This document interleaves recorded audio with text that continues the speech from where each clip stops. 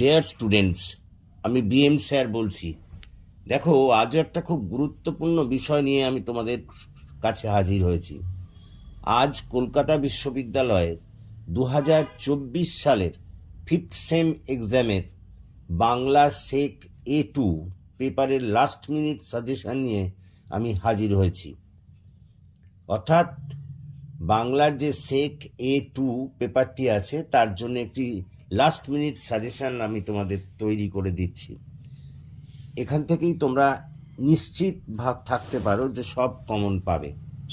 প্রথমেই কথা বলি যে একেবারে প্রথমে যে প্রশ্নটি থাকে ওই গল্প লেখা বা নাট্যরূপ দেয়া, এইটার কোনো সাজেশন কিন্তু হয় না। দেখো, তোমাকে আমি একটা গল্প লেখার একটা সাজেশন করে দিলাম, কিন্তু পরীক্ষক দিলেন অন্য গল্প লেখার।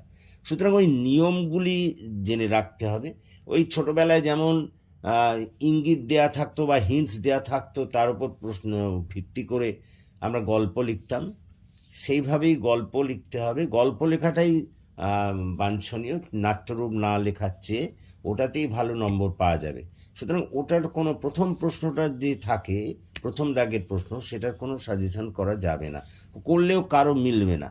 কারণ পরীক্ষক তিনি কোন গল্পটা লিখতে দেবে একমাত্র তিনিই জানেন, অন্যদের পক্ষে জানা সম্ভব নয়। কিন্তু তার পরের প্রশ্নগুলি যা দিলাম এখান থেকে সমস্ত কমন পাবে।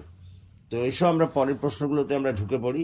1 নম্বর, সাহিত্য অবলম্বনে একটি চলচ্চিত্র প্রস্তুত হতে পারে, কিন্তু একটি লিখিত সাহিত্য কখনোই হুবহু চলচ্চিত্রে রূপান্তরিত হতে পারে না। এই জন্য চলচ্চিত্রের ভাষারীতি জানা প্রয়োজন। ব্যাখ্যা করো। 2 নম্বর প্রশ্ন, দলবৃত্ত বা স্বরবৃত্ত ছন্দ বলতে কি বোঝো? উদাহরণ সহ ব্যাখ্যা করো এবং এর বৈশিষ্ট্যগুলি আলোচনা করো।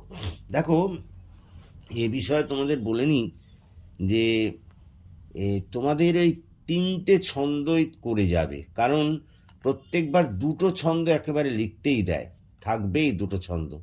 সুতরাং 3টে ছন্দ করে রাখলে তুমি ওখান থেকে একটায় 10 নম্বরের প্রশ্ন থাকে আর একটা 5 নম্বর, খুব সহজেই তুমি 15 নম্বর পেয়ে যাবে। 3 নম্বর প্রশ্ন, বাড়ি থেকে পালিয়ে ছবির প্রথম দৃশ্য অবলম্বনে বালক কাঞ্চনের সঙ্গে তার বাবা মায়ের সম্পর্ক আলোচনা করো। এটা খুব গুরুত্বপূর্ণ প্রশ্ন। পরেরটা, ছোট গল্প বলতে কি বোঝো? ছোট গল্পের বৈশিষ্ট্যগুলি আলোচনা করো। একটি ছোট গল্পের নামকরণের সময় কোন কোন বিষয়ের দিকে লক্ষ্য রাখা প্রয়োজন? এটা কিন্তু খুব গুরুত্বপূর্ণ প্রশ্ন। পরেরটা, মিশ্র কলাবৃত্ত ছন্দ বলতে কি বোঝো? উদাহরণ সহ ব্যাখ্যা করো এবং এর বৈশিষ্ট্যগুলি আলোচনা করো। পরের প্রশ্ন, দূরদর্শনের চিত্রনাট্য নির্মাণ অপেক্ষাকৃত সহজ, এর পক্ষে ও বিপক্ষে 5টি উদাহরণ দাও। পরেরটা, ক্ষুধিত পাষাণ গল্পটির সঙ্গে ক্ষুধিত পাষাণ চলচ্চিত্রটির সম্পর্ক আলোচনা করো। পরের প্রশ্ন, সাহিত্য ও চলচ্চিত্রের সম্পর্ক আলোচনা করো। নেক্সট, পথের পাঁচালী ছবিতে প্রসন্ন পণ্ডিতের পাঠশালার দৃশ্যতে কিভাবে হাস্যরস সৃষ্টি করা হয়েছে তা আলোচনা করো। ওর সঙ্গেই ইন্দির ঠাকুরনের চরিত্র বিচার করো। পরের প্রশ্ন, শব্দের সঠিক উচ্চারণ ও আবৃত্তি চর্চার সম্পর্ক কি? 5টি উদাহরণ সহ ব্যাখ্যা করো। পরের প্রশ্ন, চিত্রনাট্য রচনার ক্ষেত্রে প্রতিটি দৃশ্যের সূচনায় কোন কোন বিষয়ের উল্লেখ করতেই হয় তা আলোচনা করো। নেক্সট ওয়ান, পথের পাঁচালী চলচ্চিত্রে কোন সিকোয়েন্সটি তোমার ভালো লাগে তা যুক্তিসহ আলোচনা করো। পরের প্রশ্ন, উপন্যাস বলতে কি বোঝো? উপন্যাসের বৈশিষ্ট্যগুলি আলোচনা করো। গল্প ও উপন্যাসের মধ্যে পার্থক্য আলোচনা করো। পরের প্রশ্ন, দল বলতে কি বোঝো? দল কয় প্রকার ও কী কী? উদাহরণ সহ ব্যাখ্যা করো। রুদ্ধ দল ও মুক্ত দলের মধ্যে পার্থক্য আলোচনা করো। পরের প্রশ্ন, কলাবৃত্ত ছন্দ বলতে কি বোঝো? উদাহরণ সহ এর বৈশিষ্ট্যগুলি আলোচনা করো। পরের প্রশ্ন, চিত্রনাট্য বলতে কি বোঝো? নাট্যরূপ দানে প্রধান 5টি উপাদান ব্যাখ্যা করো। চিত্রনাট্য লেখার নিয়মগুলি বর্ণনা করো। পরের প্রশ্ন, বাংলায় কোন কোন বর্ণের উচ্চারণ নেই? উদাহরণ সহ লেখো। ছেদ ও জ্যোতির পার্থক্য বলো। জ্যোতি ছন্দের প্রাণ, ব্যাখ্যা করো। পরের প্রশ্ন, কবিতা আবৃত্তির ক্ষেত্রে কোন কোন বিষয় সতর্কতা অবলম্বন করতে হয়? অথবা আবৃত্তি চর্চার নিয়মগুলি আলোচনা করো। নেক্সট ওয়ান, বিভূতিভূষণের লেখা পথের পাঁচালীর সঙ্গে সত্যজিৎ রায়ের পথের পাঁচালীর কোন কোন দিকে স্বাতন্ত্র্য লক্ষ্য করা যায়? পরের প্রশ্ন, একটি নাট্য রচনার ক্ষেত্রে নাট্য নির্দেশ অত্যন্ত দরকারি নাকি তা নির্দেশকের স্বাধীনতা খর্ব করে, তা আলোচনা করো।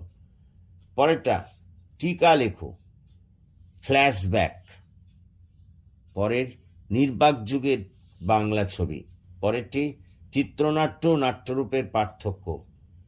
পরের টিকা, আ হস্যই হস্যৌ দীর্ঘ রি এর উচ্চারণগত বৈশিষ্ট্য। পরের প্রশ্ন, ঘোষধ্বনি ও অঘোষধ্বনির মধ্যে পার্থক্য করো। পরের প্রশ্ন, স্বরধ্বনির উচ্চারণগত বৈশিষ্ট্য। এবং লাস্ট যে টিকা করতে হবে, বিভাজ্য ধ্বনি ও অবিভাজ্য ধ্বনি বলতে কি বোঝো?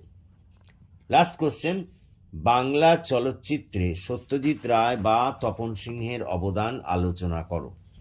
দেখো, এই যে প্রশ্নগুলো দিলাম, এই প্রশ্নগুলো করলেই কিন্তু সব কমন পাওয়া যাবে। তোমাদের বলে নিই, তোমাদের চেক পেপারটা এমনই, নানা বিষয় এখানে জড়িত। স্বাভাবিকভাবেই এখান থেকে সাজেশান করা খুবই কষ্টকর, কিন্তু তবু আমি যেভাবে সাজেশান করেছি এর থেকে আর তোমাদের কোনোভাবে কেউ বঞ্চিত করতে পারবে না। এখান থেকেই কিন্তু কমন পাবে, হয়তো একটু পরিমাণে বেশি করতে হবে, কিন্তু you will get common out of them. আশা করি তোমরা বুঝতে পেরেছো। So thank you for watching and listening. Please comment, share and subscribe to my channel.